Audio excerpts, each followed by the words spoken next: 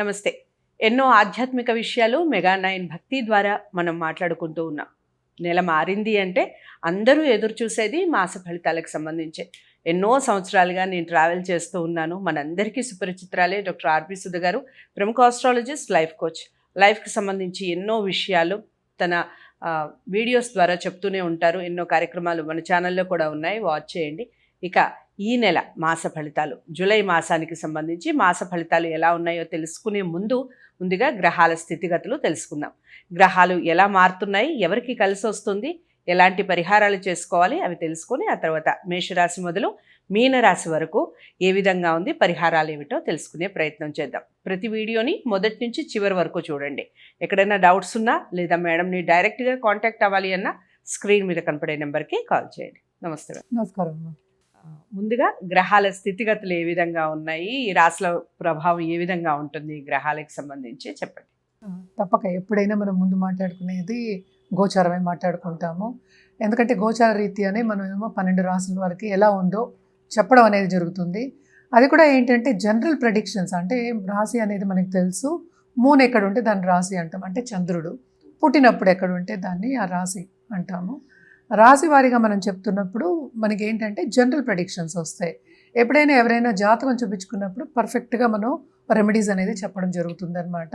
అలాగే every month చెప్పుకున్నట్టు జూలైలో ఏమవుతుందో చూద్దాం. ఫస్ట్ స్థితిగతులు ఎప్పుడు మనం మొదలెట్టేది, నేను ఎప్పుడు మొదలెట్టేది శనిగ్రహం, శనీశ్వరుడు గురించి మొదలెడతాను.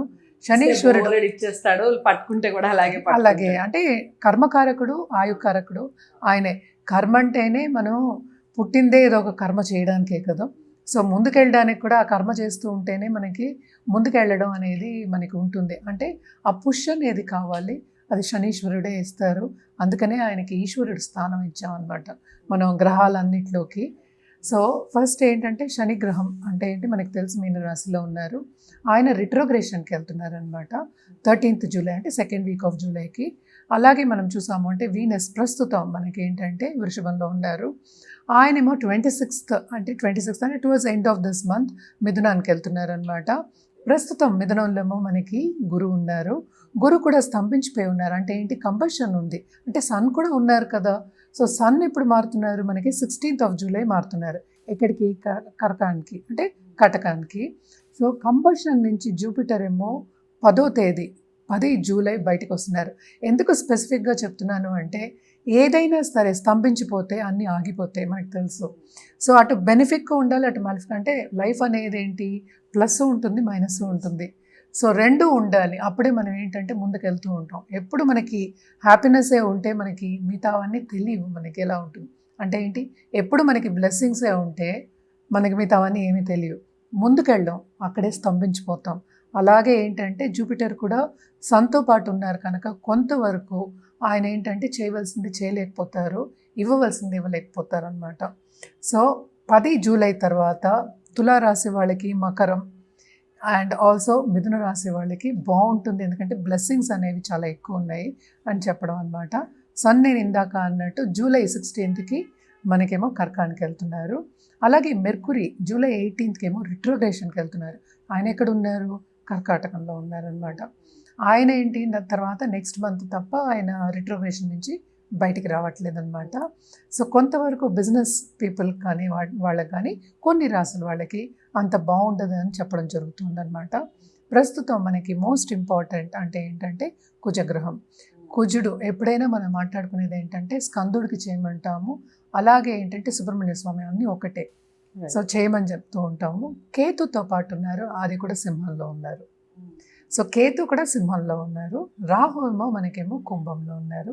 అలాగే ఏంటంటే మార్స్ 28th జూలైకి మనకి కింద మనకి కన్యకు వస్తున్నారనమాట.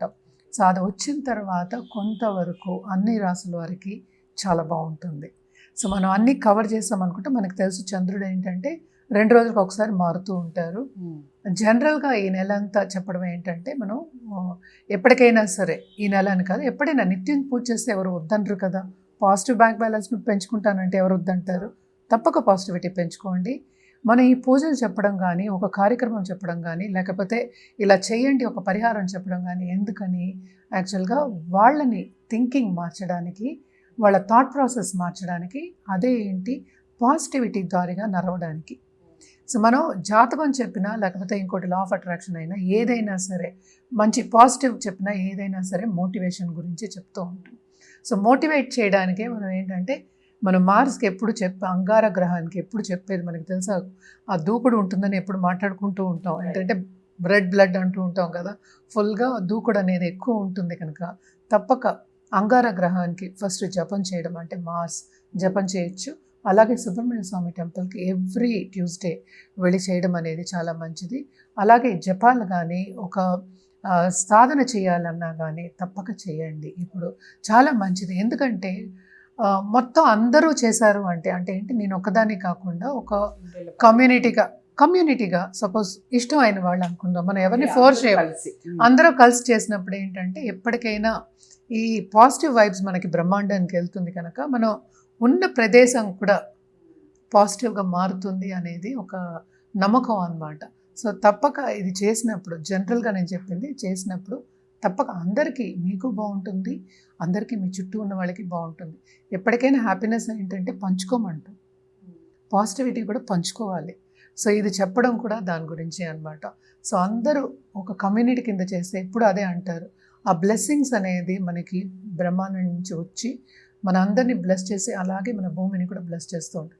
అంటే ఏంటి, మనకి చాలా పొల్యూషన్ ఎక్కువైపోయింది, నెగిటివిటీ ఎక్కువైపోయింది, ఇవన్నీ కొంచెం తగ్గుతాయి అన్నమాట. సో తప్పక ఇది ఈ మంత్ అంతా స్పెషల్గా చేయండి, ఎందుకంటే మార్స్ మూవ్ అవుతున్నారు కనుక తప్పక చేయండి, ఇంకా బాగుంటుంది. ఇవి స్థితిగతులు అన్నమాట. మనం ఇక తదుపరి రాశి మకర రాశి వారికి ఏ విధంగా ఉంది? చాలా బాగుంది. మకర రాశి వాళ్ళకి మాత్రం చాలా బాగుంటుంది. ఎందుకంటే ఇప్పుడు ఈ రాశికి అధిపతి మనకి తెలుసు శని ఏమో రిట్రగ్రేషన్ అవుతున్నట్టు కనుక తప్పక ఏంటంటే ఆయన సెకండ్ హౌస్ని చూస్తున్నట్టు, కొంతవరకు చూస్తున్నట్టు, అంటే మనం ఎప్పుడు ఇమాజిన్ చేసుకోవడం అలా చేసుకుంటాం అనమాట. సెకండ్ హౌస్ని చూస్తున్నట్టు అదొకటి కాకుండా మనకి 9th లార్డ్ ఏమో 7th లార్డ్ ఉన్నాడు, ఆయన 6th లార్డ్ అయ్యాడు, 9th లార్డ్ అయ్యాడు. సో తప్పక భాగ్యం అనేది డెవలప్ అవుతుంది. అంటే ఏంటి, మంచి ఆపర్చునిటీస్ వస్తాయి. దేంట్లో వస్తాయి? కెరియర్ మనం చేసే పనిలో తప్పక ఆపర్చునిటీస్ వస్తాయి. అలాగే బిజినెస్ పీపుల్కి తప్పక లాభాలు అనేది ఎక్కువ చేకూరుతుంది అని చెప్పుకోవాలి. ఎందుకంటే ఈ మంత్ అంటే ముందు స్టార్టింగ్ ఆఫ్ ద మంత్ కూడా వీళ్ళకి బాగానే ఉందని చెప్పుకోవాలన్నమాట. ఎందుకంటే మెర్కురీ ఎప్పటికైనా సరే మనకి తెలుసు బుద్ధి జ్ఞానం ఇచ్చేవాళ్ళు. సో మంచి బుద్ధిని ఇస్తారు, ఫస్ట్ ఎలా వెళ్ళాలో క్లారిటీ చెప్తారు, డబ్బు సంపాదించే రూట్ చూపిస్తారు. సో ఇవన్నీ ఉన్నాయి కనుక బ్లెస్డ్ పీపుల్ మకర రాశి వాళ్ళు అని చెప్పుకోవాలి. దానికి తోడు మనకి ఏంటంటే సెకండ్లో రాహు ఉన్నాడు. సో ఈ కాలంలో అంతా ఆన్లైన్ బిజినెస్, ఆన్లైన్ చేసేవాళ్ళే ఎక్కువ ఉన్నారు. ఆన్లైన్ బిజినెస్ చేసే వాళ్ళకి చాలా బాగుంటుంది. అండ్ ఆల్సో కొత్త బిజినెస్లు వచ్చే ఛాన్సెస్ కూడా ఎక్కువ కనిపిస్తున్నాయి అన్నమాట. అలాగే మనం చూసాము అంటే 5th హౌస్లో, ఓన్ హౌస్లో వీనస్ ఉన్నారు, లక్ అనేది ఫేవర్ అవుతుంది. ఇంకేం కావాలి? సో అన్ని బ్లెస్సింగ్స్ అన్నీ బాగున్నాయి, అంటే గ్రహరీత్యా బాగున్నాయి వీళ్ళకి. కానీ వాళ్ళు చేసుకోవాలి, పట్టిందల్లా బంగారం అనమాట. వాళ్ళు ముందుకు వెళ్ళాలి కదా, వాళ్ళకి ఆపర్చునిటీ వచ్చినప్పుడు తీసుకునే ఒక సత్తా ఉండాలి, అలాగే అది గ్రహించి ముందుకెళ్ళేది ఉండాలి కనుక తప్పక బాగానే ఉంటుందని చెప్పాలి. అలాగే ఏంటంటే ఫైనాన్షియల్ స్టేటస్ కూడా ఇంప్రూవ్ అయ్యే ఛాన్సెస్ ఎక్కువ ఉన్నాయి.